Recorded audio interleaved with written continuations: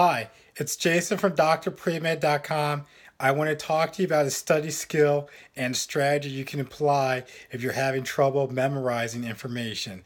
Now, I know overall when you study, I encourage you to actually understand and know concepts because if you know a concept, it can answer hundreds, even thousands of questions. But memorization, that only leads you down a very straight and narrow path. But I know with science and our pre-med courses that you might have, or even when you're in medical school, especially, there are things that you just absolutely need to memorize. There's no way about it, such as when you're in pharmacology or microbiology and you need to know drugs and bugs. Those are very memory intense courses, and you just need a way how can you memorize all of this information and still have it available to you on your test when you're taking your exam or when you're in the hospital and physicians are pimping you on things. So what I'm going to share with you, it's not groundbreaking, but a lot of people have not been using this way to get ahead when it comes to memorization. I want to talk to you about the memory palace. And what that is, it's going back to ancient times like Greek, Roman, all of those stuff, and a way to memorize things. So what happened, I'll tell you a quick story, was that there was an empire. Everybody was at this huge dinner banquet in this Roman building or so. And then what happened, unfortunately, one of the leaders, people on horses came and said, like, I guess messengers came to the leader and said, we had a message for you. So one of the emperors stepped away from the room, the banquet, stepped outside, was conferring with the messengers, and then all of a sudden, the building imploded. The stones fell on everybody who was in that room. And unfortunately, everybody died, and the bodies weren't identifiable just because of the amount of stones, rubble that fell on everybody. And so, how are they going to figure out who was who? And so, the Roman leader who stepped away, the emperor, I'm using the terms interchangeably, what he thought, he just said, you know what? I'm going to picture everybody in that room. And he just went around the room mentally picturing where everybody was at. He's like, oh, that was a priest over there. That was one of the Greek leaders over there. This was one of the other Greek leaders over there. And that was Caesar or whatever, just making up names. And so that's where he was able to figure all of that out. And then with that, he could tell the families when they wanted to find their relatives, you need to go start digging over there, or you need to dig over there or over here to find your relative because that's most likely where they're going to be because I remember where they were sitting at, so and so was talking, that was one of the court jesters was over there.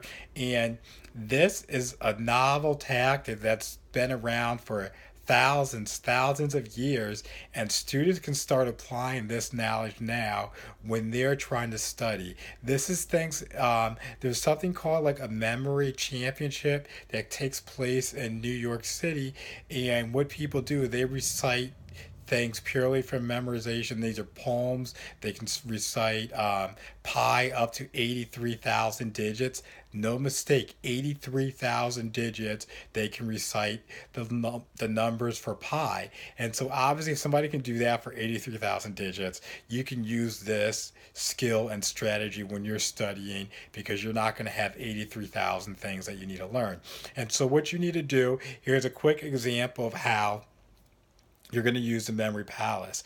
You're going to think of a room or a home or building or something that you can identify with that you know very well, such as your childhood home where you grew up at or the high school that you grew up at. And what you're going to do is you're going to attach what you're trying to remember to a specific place and location in your home, in your high school, or whatever type of building or facility that you're using.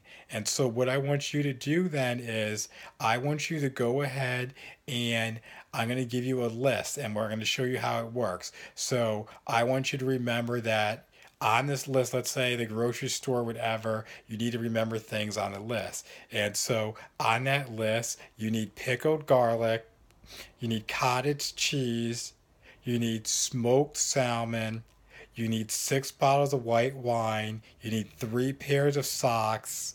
You need 3 hula hoops. You need snorkels. You need an ice making machine. And you have to remember that you need to email Sophia. So those are the things on our list. And so, how do you go about remembering this when I said childhood home or whatever and put all the pieces together? And so, what you need to do, you need to make memories that are very vivid, outlandish, highly inappropriate, and it can't be bland or boring. You need to make it so it stands out and you remember it. And so that's why you need to do whatever you can to remember these things. And so let's say, do you have a mailbox at your house? If you do, you would attach the first thing on the list to the mailbox, and that would be the pickled garlic. And so you'd have to think of something that's very outlandish, that's out there that can remind you of pickled garlic. I have this thing. It's called Resurrection Mary. It's like a horror person, and I just picture her almost kind of as a vampire going to the mailbox and getting her pickled garlic. But obviously, if you're a vampire, you're not going to like the garlic, and you're going to run away. And so that's my memory device for my list, that pickled garlic goes with the mailbox. And then the next item on the list was cottage cheese. And let's say now you're about to enter the house, so you're at the front doorstep. And I just remember at I like cheese a lot, not so much of cottage cheese or so, but cheese in general. And I just remember when I would have Thanksgiving at my relative's house, they would have a cheese platter, and that's something that I would definitely dive into before Thanksgiving dinner was prepared. And so cottage cheese was like the first thing at the front door. But how am I going to remember that? I have to make this outlandish crazy so it really stands out. And so this is kind of gross graphic, but we have to make it to remember it. And so I just think of somebody with some type of STD, sexually transmitted disease, and it looks like they have cottage cheese from their genitals. And so that's how I remember that. It's gross. You're probably thinking that's sick. Why would you even think like that? But it's going to help you remember that. You're not going to forget that when you get to the door, get the cottage cheese. And now when you step into the house, let's look to the left. That's where the living room is, or whatever room you have. What can you do we have our smoked salmon. So how are we going to remember the smoked salmon? So what I'm going to do is, okay, I have a dad, he smokes, and so I have the salmon, an actual, like a cartoon salmon guy looking out the window in the living room smoking a cigarette. And so that's what I use to remember smoked salmon in the living room. And then I'm going to travel a little bit further in the living room. And the next item on the list is going to be our 6 bottles of white wine. And I'm going to have those 6 bottles on the couch being spilled all over the couch. And why I can remember that is because I found out later when I was growing up that my mom, she would always buy Sprite so it wouldn't be Coca-Cola or Pepsi or anything like that. And the reason was, she said, when the kids were very young, so if they would ever spill, it wouldn't stain the couch, the furniture, or the carpets, because Sprite's clear. And so I kind of equate that with white wine being clear. And so that's why I have my 6 bottles of white wine on the couch, because I remember if they spill, it's not going to stain anything. And now I need 6 socks. So next to the couch is a lamp, and a lamp has a 3-pronged plug that goes into the outlet. So you plug it in to the outlet socket. And so that's how I remember that. I need my 6 socks there. And then going further, now we're on to the next item that we need from the room. And what would that be? I need my 3 hula hoops. And every Christmas, we would have this dancing Santa Claus that would play a tune or jingle or whatever. I forget it. I'm not a great singer, so I'm not going to break that out and try to start singing that. And so I would just picture, okay, there goes the dancing Santa Claus, and let's put 3 hula hoops around him. And so that's how I remember that. And now we're going to proceed into the kitchen, the snorkel. I dishes. So the dishwasher, we're going to have snorkels in the dishwasher because there's water. And then the ice machine, I'm going to circle around in the kitchen, and that's going to be at the freezer because we have an ice maker there. And so then we have that covered. Now, the last item is we need to email Sophia. And for that, I know I'm going to step into my family room. And in the family room, that's where my dad has his desktop computer. And so I remember, okay, that's where we would send email. And I think I had something very strange, obtuse with that, that she's a she-mail, which is what I use for email.